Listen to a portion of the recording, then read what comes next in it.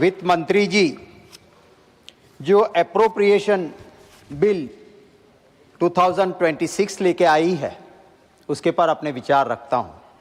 माननीय उपसभापति महोदय, संविधान के आर्टिकल 114(1) और आर्टिकल रेड विथ आर्टिकल 115 जो प्रावधान संविधान ने दिए हैं उसके मुताबिक जो एप्रोप्रिएशन बिल आया है और उसमें वित्त मंत्री जी डिमांड ऑफ ग्रांट्स लेके आई है 2,81,000 crore and odd demand of grants माने पूरक ग्रांट मांगने के लिए वित्त मंत्री जी इस गृह के सामने आई है। मैं देख रहा था 18, 32 एंड 43 माने 18, 32 एंड 43 ग्रांट्स टोटल है, पर कुछ में रिपीट होती है, कुछ में ओवरलैपिंग होती है और इसलिए अगर प्रैक्टिकली देखें तो देयर आर 61 ग्रांट्स।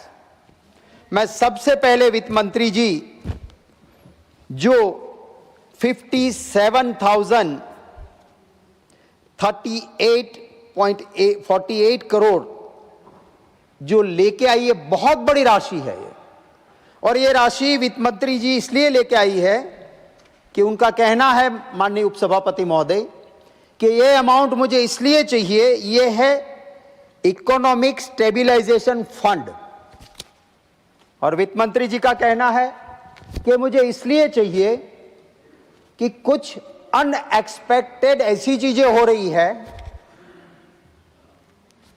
हमारी सप्लाई चेन अनएक्सपेक्टेड डिस्टर्ब हो रही है, एलपीजी की दिक्कतें आएगी, इनको स्टेबिलाइज करने के लिए इकोनॉमिक स्टेबिलाइजेशन फंड मैं लेके आई हूं, ये वित्त मंत्री जी का कहना है।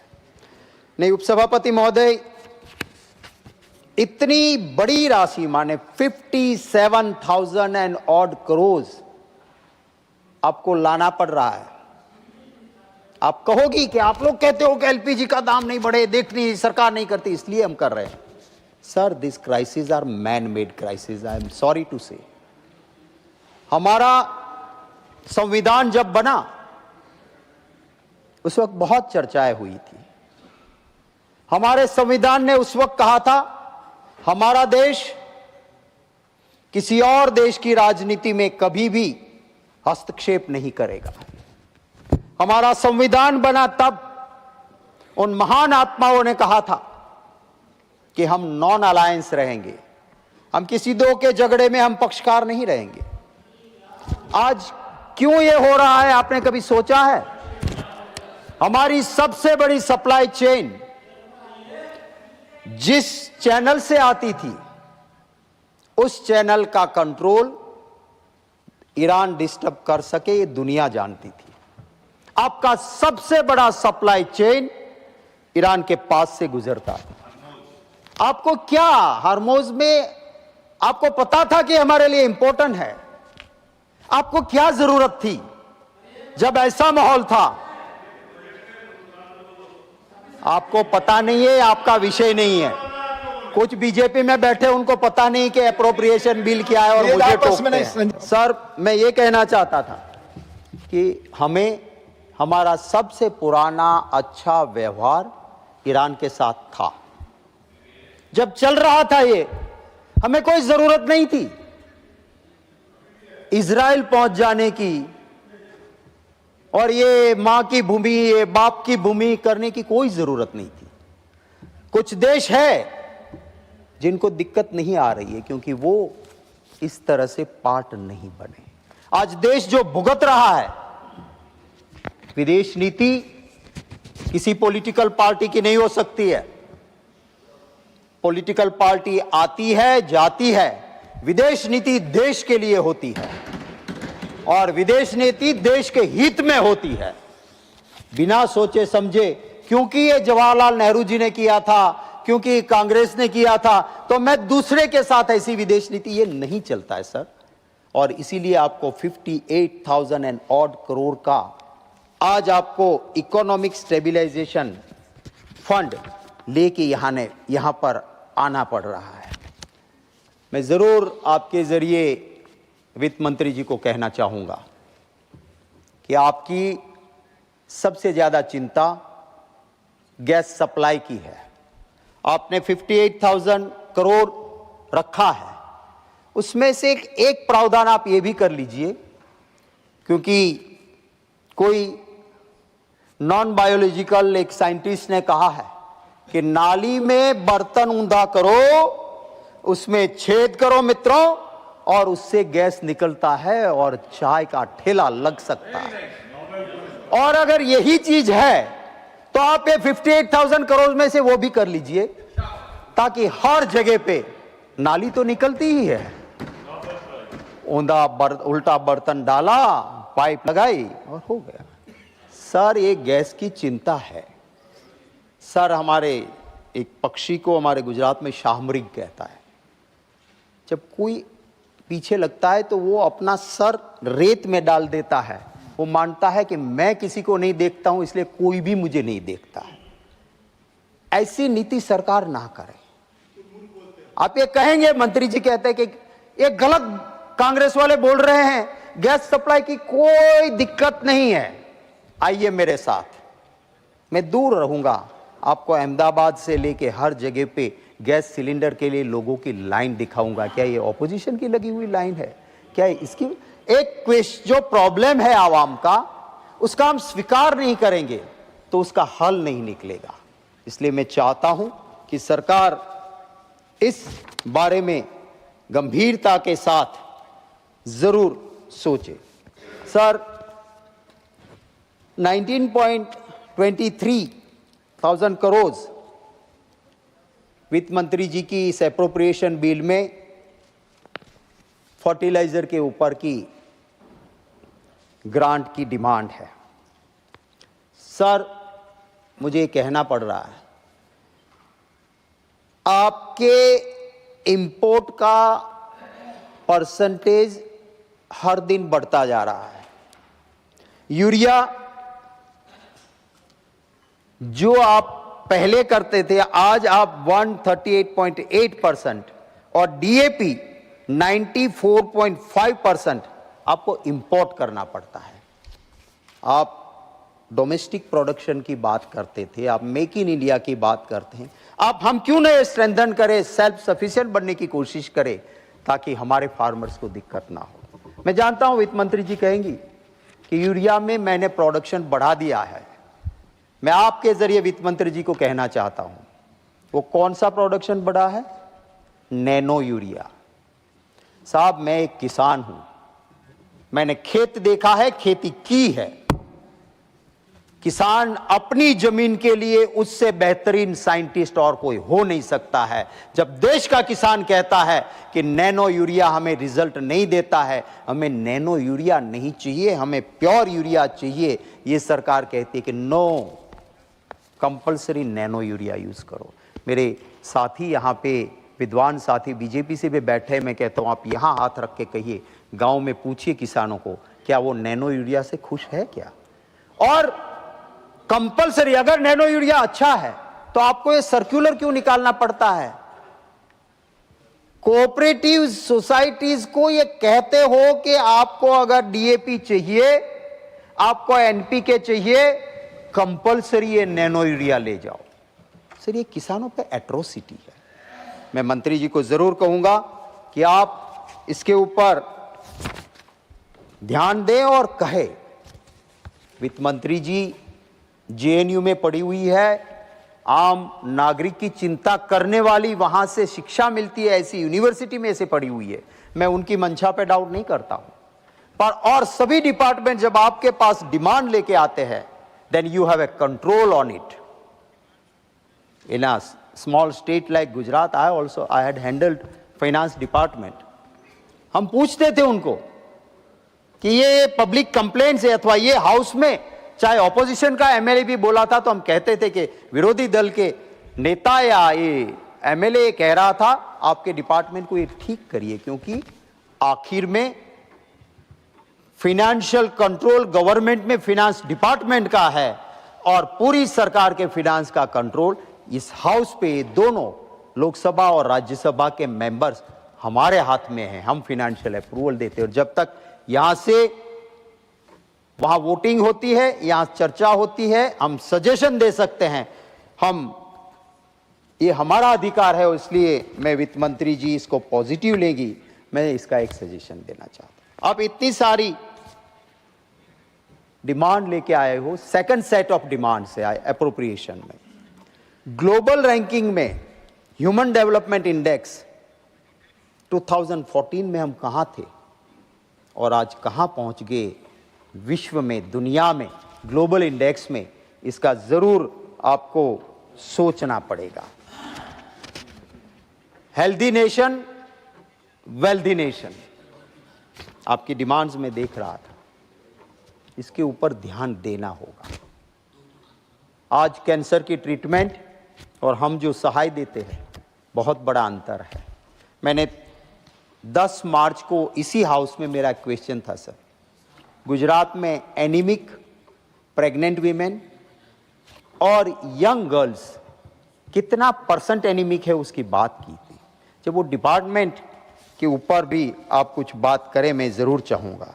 Sir, defence services revenue 41,430.48 crore ये ग्रांट एप्रोप्रिएशन में लेके आए। वित्त मंत्री जी, हम आपको पूरी तरह से समर्थन करते हैं। डिफेंस में जितना भी पैसा चाहिए आप लेके आइए, वी आर विथ यू, हम आपको सपोर्ट करते हैं। हम आज अगर चैन की नींद सो सकते हैं घर में, पूरा देश तो ये इसलिए कि सरहद पे मेरा जवान खून पसीना बहा के भी सरहदों की रक्षा करने की तैयारी रखता है, इसलिए हम सो सकते हैं। मुझे खुशी होती कि आप R&D में भी पैसा डिफेंस सर्विसेज में लेके आते। डिफेंस में आपने सिर्फ रेवेन्यू में बढ़ाया, रेवेन्यू के लिए आपकी एक्स्ट्रा डिमांड है। हमारे जो दुश्मन है, चाइना है, पाकिस्तान है, आप देखिएगा चाइना का रिसर्च एंड डेवलपमेंट, आप जीडीपी के साथ, क्योंकि उनका जीडीपी तो बहुत बड़ा है, उनके साथ मैं आपको ये नहीं कहता हूं, पर कम से कम उनका R&D का जो बजट है और हमारा बजट देखिए। मैं आपके जरिए वित्त मंत्री जी से कहना चाहता हूं, जब डिफेंस सर्विसेज में 41,430 करोड़ का आप रेवेन्यू में डिमांड लेके आए हो, तब मुझे आपसे कहना है कि आप ये भी पर्याप्त नहीं है। मैं डिफेंस कमेटी का मेंबर हूं, कमेटी की बातें यहां नहीं करूंगा, पर मैंने देखा है कि जो फोर्स में जगह खाली रहती है उसकी असर क्या होती है? उसकी असर होती है देश की सुरक्षा पे, सबसे ज्यादा असर होती है। मैं पॉलिटिकली ना, मैंने, मेरी पार्टी ने कभी भी आतंकवाद या सेना के नाम पे राजनीति की है। हां, और कोई करते हैं तो करने दो, हमने नहीं की है। हमने हर वक्त सरकार को मदद की है।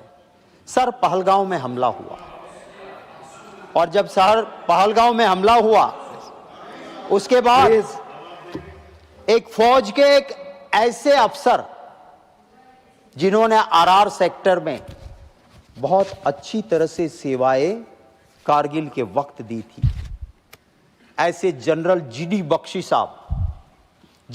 साहब ने कहा आक्रोश के साथ पहलगांव के हमले के बाद कि ये वही RR सेक्टर है जहां मैंने सेवा दी थी। आतंकवादी हमला हुआ, इसकी वजह कोई है तो यह है कि RR सेक्टर में मैं जब था तब एक सेक्टर में मेरे पास जितनी सेना थी, आज उतनी सेना में 2 सेक्टर उनको देखना पड़ रहा है, उतनी ही सेना से 2 सेक्टर। और जब ऐसा होगा तो आतंकवादी को घुसने का रास्ता जरूर मिलेगा। ये मेरे लफ्ज नहीं है, मेरे पास उनका वीडियो है। वो इस देश के एक जांबाज अफसर जिसने सरहद पे लड़ाई लड़ी है, उनकी ये चिंता है। मैं वित्त मंत्री जी से कहूंगा कि आप इसकी चिंता करिए। वित्त मंत्री जी, मैं उपसभापति महोदय के जरिए आपसे गुजारिश करूंगा कि कुछ चीजें, मेरे गुजरात में एक लड़का यंग देश की सेवा के लिए अग्निवीर में सिलेक्ट हुआ। पूरे गांव ने सर उसका सम्मान किया। वो गया ट्रेनिंग में, ट्रेनिंग उसने ज्वाइन कर ली सर 2024 अक्टूबर में। और ट्रेनिंग के अंदर, ट्रेनिंग उनकी चल रही थी, अच्छी चल रही थी। एक दिन पासिंग लाइन के पास ट्रेनिंग के दौरान वो गिर गया, उसको फ्रैक्चर हुआ। बेंगलोर के आर्मी अस्पताल में उसको एडमिट किया गया। उसके बाद उसको कहा कि 8 हफ्ते के लिए तुम घर जाके रेस्ट करो, इंजरी बहुत गहरी है, उसके बाद सर्विस ज्वाइन करना। घर गया। उसके बाद जब वो मार्च 2025 में गया वहां पे, फिर से अस्पताल में एडमिट करवाया और उसको कहा कि तुम आर्मी के लिए अनफिट हो, तुम घर जाओ। उसका क्या कसूर था? देश की सेवा के लिए जो निकला, ट्रेनिंग के दरमियान उसे इंजरी हुई, उसको क्लरिकल जॉब देना चाहिए, उसको टेबल वर्क देना चाहिए। उसको सीधे ऐसे नहीं कह सकते कि जाओ तुम अग्निवीर हो, तुम्हारा जो हो चले जाओ। मैं उसका आपको जरूर आर्मी का उसका selection code, Vaghuji Thakur Patan district का सिद्धपुर गांव का है, उसकी डिटेल दूंगा और वित्त मंत्री जी से गुजारिश करूंगा कि इंसानियत के नाते ऐसे जवान जो है उनको वापस भेजना चाहिए। सर फौज के अंदर एक्सपर्ट्स लोग बैठते हैं और इसीलिए मुझे याद है एक जनरल साहब बिल का पर माननीय शक्ति सिंह गोयल जी, इसी बिल पे हाँ जी इसी बिल। मैं ये कहना चाहता हूं सर कि फौज में एक्सपर्ट्स लोग होते हैं। अगर कोई वो कहते हैं उसके बाद दूसरा कहना, मैं मानता हूं हमारे पॉलिटिशियन के लिए ना ठीक है ना फौज के लिए ठीक है। पाकिस्तान के साथ युद्ध चल रहा था, फौज ने कहा कि कंड्यूसिव एटमॉस्फेयर नहीं है। उसको पूछा गया कि क्या बादल है? फौज ने कहा बादल भी है। कंड्यूसिव आई डोंट नो, समझा या नहीं समझ में आया। बादल है तो कोई बात नहीं, जाने दो, बादल में दिखेगा नहीं। सर सिंथेटिक एपरेटिव रडार SAR कहते हैं। Now latest SAR is available. कितने भी घने बादल हो रडार में वो देखा जाता है। सर हमारे पास भी ऐसे रडार है, पाकिस्तान के भी पास ऐसे रडार है और इसलिए फौज ने कहा था, बोले नहीं बादल है जाने दो। हुआ क्या सर? हमारा एयरक्राफ्ट गिरा दिया। अभिनव नाम का हमारा पायलट पाकिस्तान ने पकड़ लिया और फिर दुनिया के सामने बड़ा दिल दिखाते हुए हमारे पायलट को वापस किया। ये सब क्यों हुआ? क्योंकि एक नॉन बायोलॉजिकल इंसान की ये गलतियों की वजह से सर ये हुआ। फोर्स में जो भी करना पड़ता है उसके लिए जितना भी करो उतना कम है। फौजी कंट्रीब्यूशन देता है बरसों से और सरकार भी देती है और एक्स आर्मी मैन को और उसके फैमिली को अस्पताल की सेवाएं मिलती है। आप उनके लिए पैसा लेके, वित्त मंत्री जी आई है, माननीय उपसभापति महोदय, आपके जरिए मैं उनको बधाई धन्यवाद देता हूं। पर साथ साथ ये भी गुजारिश करता हूं कि आपने कभी देखा है पेमेंट टू द हॉस्पिटल हजारों रुपयों का बकाया लग जाने की वजह से हो क्या रहा है? वो ये रहा है कि अस्पताल मना कर देती है कि our pendings and dues are with the government, will not treat you. और वो फौजी जिसका ये अधिकार है, जिसमें खुद का भी कंट्रीब्यूशन है, उसको ये सहन करना पड़ता है। मैं आपके जरिए वित्त मंत्री जी से कहता हूं कि इसके अंदर जरूर आपको देखना होगा। वित्त मंत्री जी 35,290 crore spectrum department of telecommunication की बात लेके आई है। फौज के लिए आप स्पेक्ट्रम दे रहे हो, अच्छी बात, पर साथ साथ इस डिपार्टमेंट की डिमांड लेके आप आई है। तब माननीय उपसभापति महोदय मैं जरूर कहना चाहूंगा कि एक ऐसा PSU है जो BSNL दूर दराज के एक गांव में भी कोई टेलीफोन मांगता था, उसके घर घंटी बजती थी और टेलीफोन मिलता था। इसके पास संसाधन, उसके पास ताकत प्राइवेट से कहीं ज्यादा है पर क्यों हम इसको मार रहे हैं? सर, एक सरकार ने सर्कुलर कर दिया कि बीएसएनएल जो है वो कोरिया, जापान, कहीं से भी अच्छी टेक्नोलॉजी नहीं ले सकता है, बीएसएनएल को सिर्फ मेक इन इंडिया ही लेना पड़ेगा। मैं खुश होता यही सर्कुलर अगर दूसरों के लिए कि भाई दूसरे टेलीकम्युनिकेशन वाले हैं, चाहे रिलायंस का हो, चाहे एयरटेल का हो, चाहे वोडाफोन का हो, उनके लिए भी यही होना चाहिए। कंपटीशन तो तब होगी ना, आप एक के पांव में जंजीर डालोगे और दूसरों को छूट दोगे और कहो कि करो कंपटीशन। बीएसएनएल के लिए रूल बनाया, प्राइवेट के लिए नहीं। आज हर प्राइवेट कंपनी कुछ नया दे रही है और बीएसएनएल कुछ काट रही है। मुझे अभी अहमदाबाद में मैंने फोन किया बीएसएनएल के अफसर को कि भैया कॉल डाइवर्ट फैसिलिटी ये साहब हमने बंद कर दी है, अब स्पेशली हम आपको रिक्वेस्ट करना पड़ेगा, कस्टमर को जाएगा तभी कॉल डाइवर्ट होगा। बोले ये सर्कुलर आया। मैंने कहा सर्कुलर प्राइवेट कंपनी को नहीं असर करता है। पीएसयू है वो प्रॉफिट ओरिएंटेड नहीं है, वो सर्विस ओरिएंटेड है और देश की सेवाओं के लिए पीएसयूज को स्ट्रेंथन करना बहुत ही जरूरी है। सर, जल जीवन मिशन, इसके लिए वित्त मंत्री जी डिमांड लेके आई है।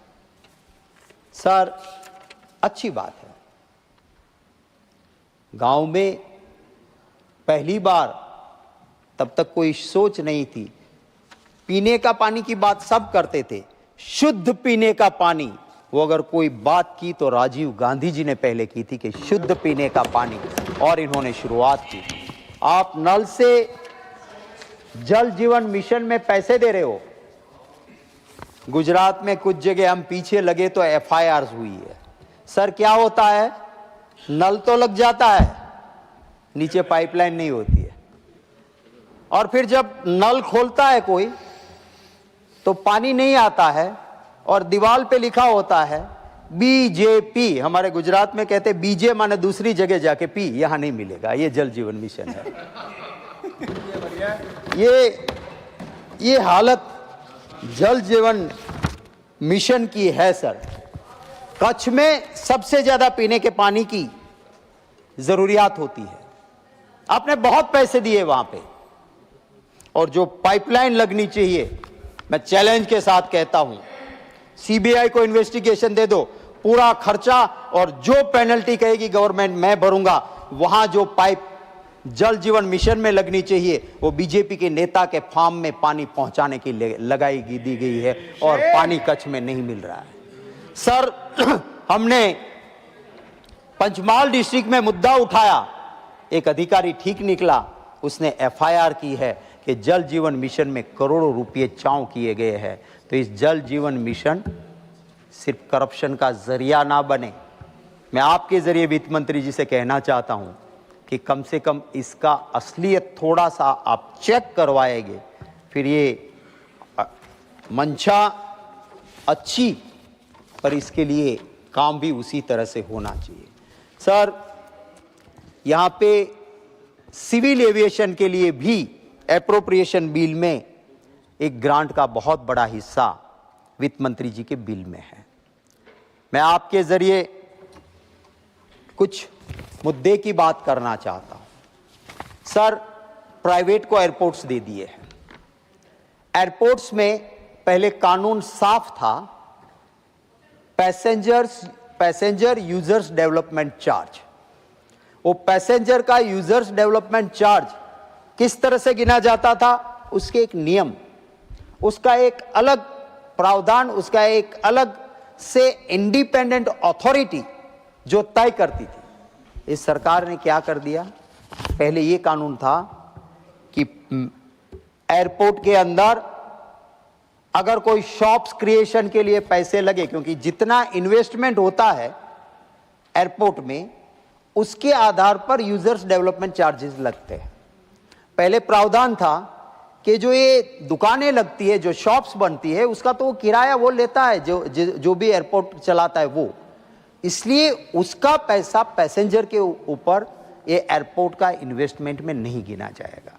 और सच भी है, क्योंकि पैसेंजर जाता है वो तो मॉल में जाएगा शॉपिंग करने, एयरपोर्ट के अंदर शॉपिंग करने थोड़ा ही पैसेंजर जा रहा है। हाँ, कोई जरूरत पड़ी छोटी मोटी चीज, मेडिकल स्टोर, ये हो गया ठीक।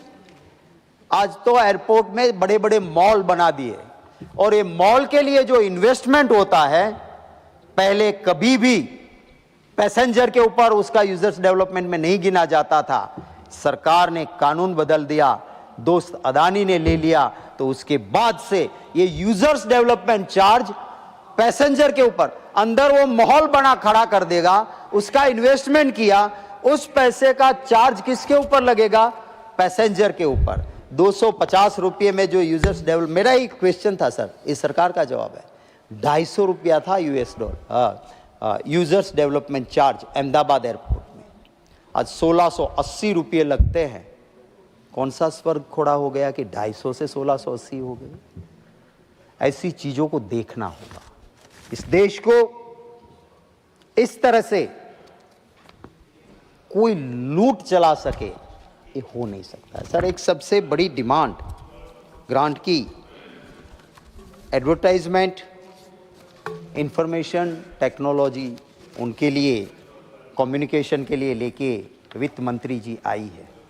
मेरा तो यही कहना है कि आप जब डिपार्टमेंट आते हैं तो आप उनसे पूछते हैं कि when I made the budget,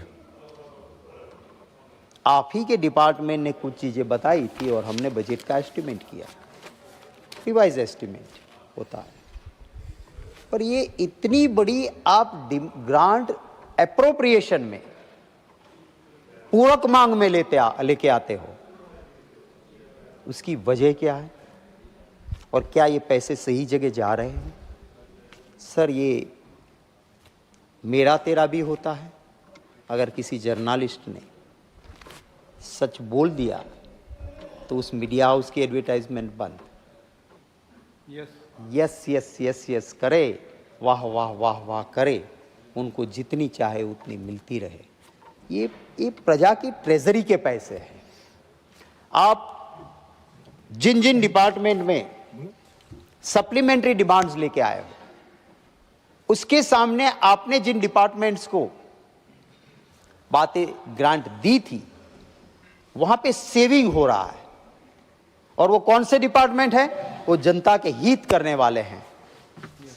sir, मैं मेरी 1.5 मिनट बाकी है, वो मेरे दूसरे साथी कोई बोल सके, इसलिए मेरी बात को यहीं ख़त्म करते हुए एप्रोप्रिएशन बिल के ऊपर मैंने जो कुछ सुझाव दिए हैं उसको पॉजिटिवली वित्त मंत्री जी ले, ये आपके ज़रिए मैं रिक्वेस्ट करता हूँ।